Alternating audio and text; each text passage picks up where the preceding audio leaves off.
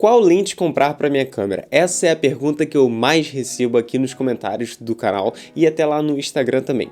E no vídeo de hoje eu vou te explicar tudo o que você precisa saber antes de comprar uma lente para sua câmera, e seja qual for a sua câmera.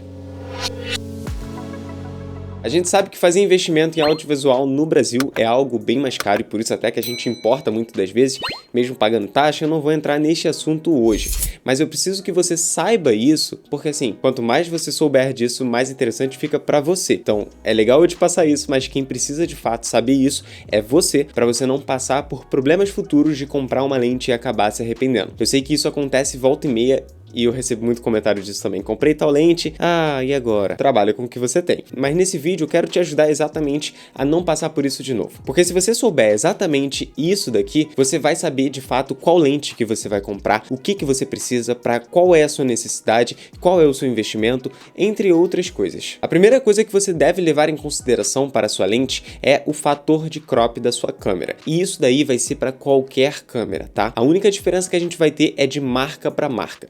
Exemplo, eu falo muito sobre Sony, mas ao mesmo tempo eu já falei bastante sobre Canon aqui. Só que cada câmera tem o seu fator de crop quando o assunto é câmeras APS-C, que seria o exemplo da Sony ZV-10, que é essa daqui que tá me gravando no momento, como a 6400, a 6600, a 6700, FX30 também, elas têm um fator de crop por ser APS-C. Já a Canon, ela tem um fator de crop um pouquinho maior, então você tem que saber fazer essa conta para você ter certeza da lente que você tem na sua mão. A Sony trabalha no fator de crop da APS-C de 1.5 em relação a câmeras full frames, como essa daqui que tá na minha mão, no caso tá no meu colo aqui, porque eu sempre fico com uma lente, quando eu vou mostrar alguma lente, alguma coisa, eu sempre fico segurando aqui. Mas a Sony trabalha com 1.5. O que seria isso, Rodrigo? Que conta que eu devo fazer? É bem simples até. Se você tem uma lente 20mm em uma full frame, ela é 20mm. Só que se você pegar essa lente e botar numa APS-C, 20 vezes 1,5 é igual a 30. Esse é o melhor exemplo para eu te dar, porque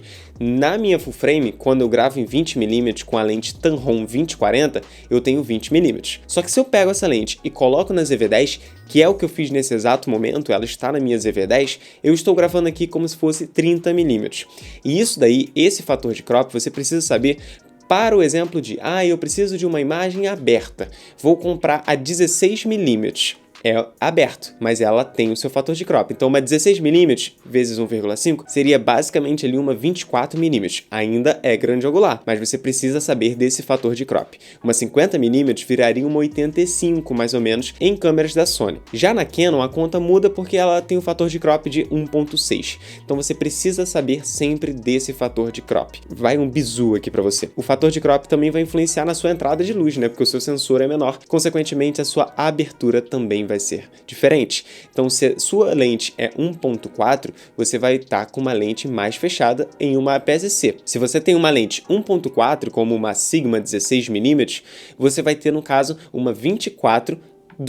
Então, por isso que ela tem um desfoque muito bom quando você pode utilizar a lente 1.4, que é o caso da Sigma. Existe mais Viltrox aí, mas a gente depois conversa sobre isso. Então, só para uma base de comparação para você entender, nesse momento a minha lente é 2.8. Na ZV-10 seria mais ou menos um f4.2, que aí seria um f4, vamos falar assim. Então, teoricamente, eu estou em f4 se eu estivesse gravando na full frame aqui, que é a Sony ZV-E1, que tem um sensor bem maior, como você pode ver.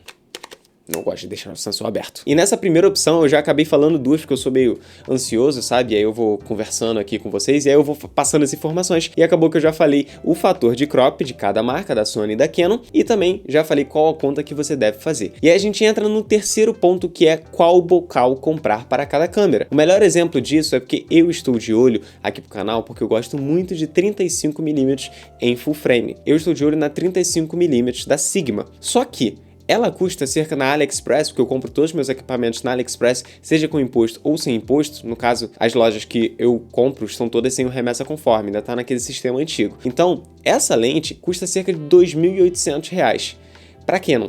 Quando a gente fala de Sony, ela fica um pouco mais cara, então ela acaba ficando ali por volta de 4 mil e pouco. Se eu não tivesse essa noção, que eu sei que às vezes você pode não ter também, você vai acabar comprando a lente errada e não vai funcionar e você vai ter uma dor de cabeça. Então você tem que saber cada bocal. Câmeras da Sony utilizam o bocal Sony E-Mount, que seria o E-Mount. Então às vezes aparece lá na AliExpress como E-montagem também, tá? É um nome meio estranho, mas assim aparece de vez em quando.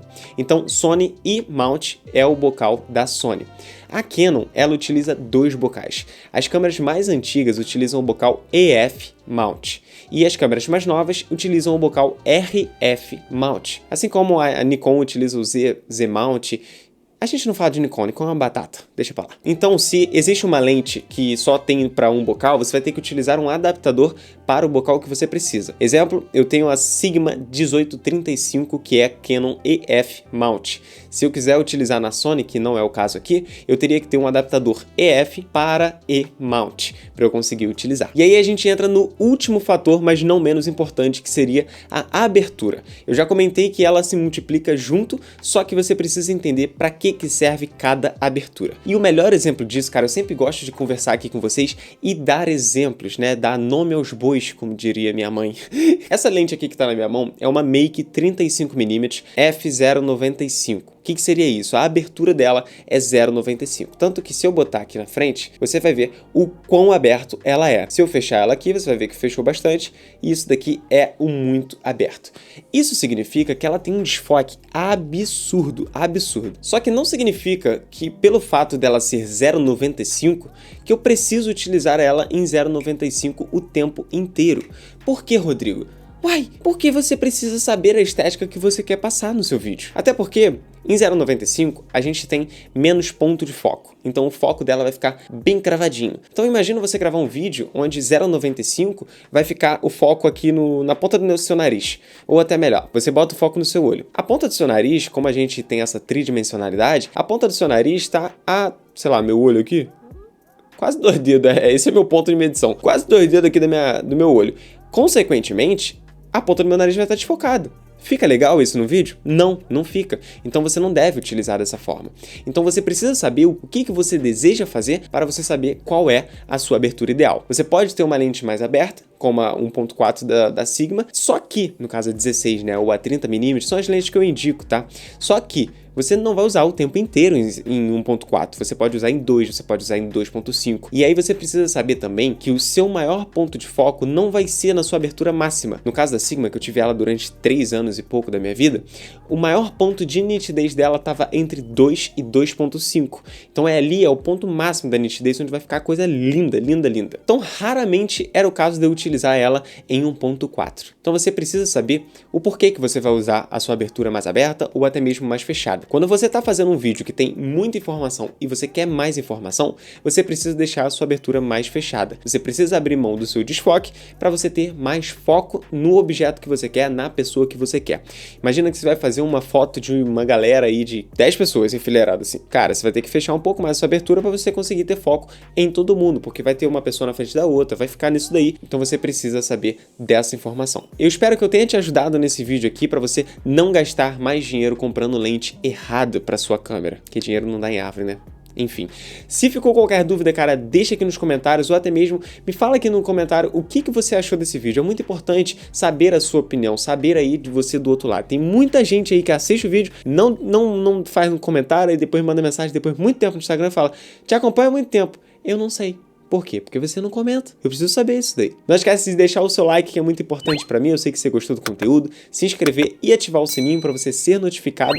E também me seguir lá no Instagram, @RodrigoBaiãoO. Eu acho que eu vejo você no próximo vídeo. Ou melhor, eu espero ver você no próximo vídeo. Até lá. Valeu. Falou.